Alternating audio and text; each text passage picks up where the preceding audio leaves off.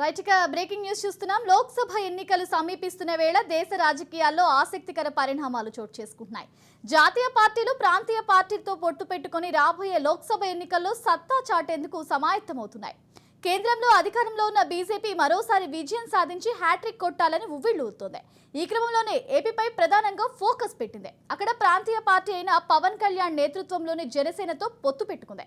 ప్రధాని నరేంద్ర మోదీపై ఉన్న అభిమానాన్ని ఓట్ల రూపంలో రాబట్టేందుకు బీజేపీ పక్కా ప్రణాళికలు సిద్ధం చేస్తోంది.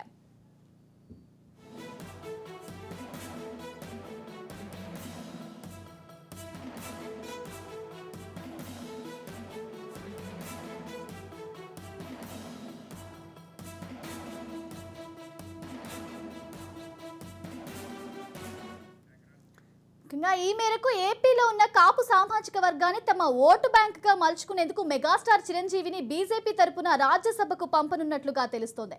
ఈ పరిణామంతో ఏపీ తమ పార్టీకి కొత్త ఊపు వస్తుందని ఈ బీజేపీ పెద్దలు అంచనా వేస్తున్నారు. ఆ పథకంలో భాగంగానే ఇటీవల ఆయనను రామమందిర ప్రాణ ప్రతిష్టకు హాజరు కావాలంటూ ప్రత్యేక ఆహ్వానం కూడా పంపింది. అదేవిధంగా దేశ రెండో అత్యున్నత పురస్కారమైన పద్మవిభూషణ్ పురస్కారాన్ని సైతం కట్టపెట్టింది. అదేవిధంగా ఇప్పటి వరకు రాజ్యసభ సభ్యుడిగా కొనసాగిన జీవీఎల్ నరసింహారావు స్థానంలో మెగాస్టార్ చిరంజీవిని పెద్దల సభకు పంపనున్నట్లుగా సమాచారం.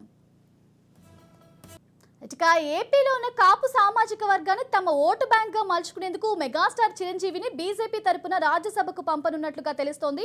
ఈ పరిణామంతో ఏపీలో తమ పార్టీకి కొత్త ఊపు వస్తుందని బీజేపీ పెద్దలు అంచనా వేస్తున్నారు. ఆ పథకంలో భాగంగానే ఇటీవల ఆయనను రామమందిర ప్రాణ ప్రతిష్ఠ కార్యక్రమానికి హాజరు కావాలంటూ ప్రత్యేక ఆహ్వానం కూడా అందింది. ఓవరాల్ ఇదే అంశానికి సంబంధించి మరింత సమాచారం మా ప్రతినిధి మానస్ అందిస్తారు. మానస్, చెప్పండి. చూసుకుంటే బీజేపీ నుంచి రాజ్యసభ సభ్యుడిగా చిరంజీవిని పంపనున్నట్లు ఒక సమాచారం అయితే అందుతుంది. ముఖ్యంగా జీవీఎల్ గారి స్థానంలో కూడా రాజ్యసభకు చిరంజీవికి ప్లేస్ ఇవ్వాలని కూడా ఆలోచిస్తున్నట్లు తెలుస్తుంది. సంబంధించి డీటెయిల్స్ ఏంటి?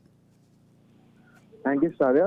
బీజేపీ పార్టీ అధికారంలోకి వచ్చినప్పటి నుంచి కూడా చిరంజీవి పైన ప్రత్యేకమైన అంటే ఒక అభిమానాన్ని, తన ఇంట్రెస్ట్ అయితే కనబరుస్తుందని మనం చెప్పుకోవచ్చు. ఎందుకంటే మనం చూసినట్టయితే ఏపీలో జరిగిన ఒక సభలో కూడా అంటే ఏపీ గవర్నమెంట్ ప్రోగ్రామ్ లో కూడా నరేంద్ర మోడీ చిరంజీవితో ఎంతో ఆప్యాయంగా మాట్లాడడం అప్పట్లో చాలా చర్చనీయాంశంగా కూడా మారింది. అయితే చిరంజీవి ముందు నుంచి కూడా తన అంటే 2008లో ప్రజారాజ్యం పెట్టి ఆ తర్వాత కాంగ్రెస్ లో పార్టీని విలీనం చేసిన తర్వాత కాంగ్రెస్ తరఫున టూరిజం మినిస్ట్రీగా కూడా వర్క్ చేశారు. ఆ తర్వాత రాజకీయాలకు పూర్తిగా దూరంగా ఉండి సినిమాల మీదే ఫోకస్ పెట్టి వరుస సినిమాలతో దూసుకెళ్తున్నారు మెగాస్టార్. అయితే గతంలో కూడా అంటే బీజేపీ గవర్నమెంట్ గతంలో కూడా ఆల్రెడీ చిరంజీవిని ఒకసారి అయితే అప్రోచ్ అయ్యారు, రాజ్యసభ సభ్యుడిగా నామినేట్ చేయాలనేది ప్రయత్నించారు. అయితే ఆ టైంలో మాత్రం చిరంజీవి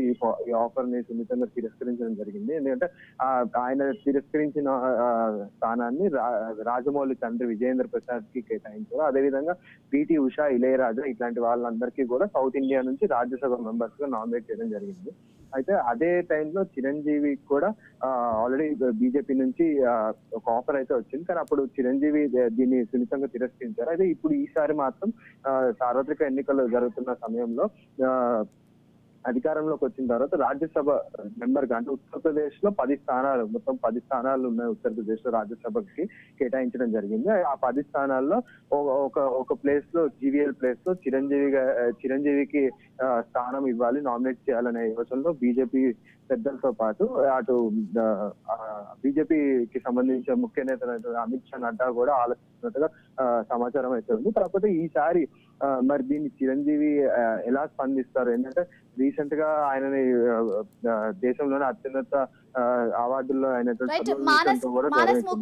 ముఖ్యంగా ఏపీలో కాపు సామాజిక వర్గాన్ని తమ వైపు తిప్పుకోవడానికి బీజేపీ ప్రయత్నం చేస్తుంది అనుకోవచ్చా?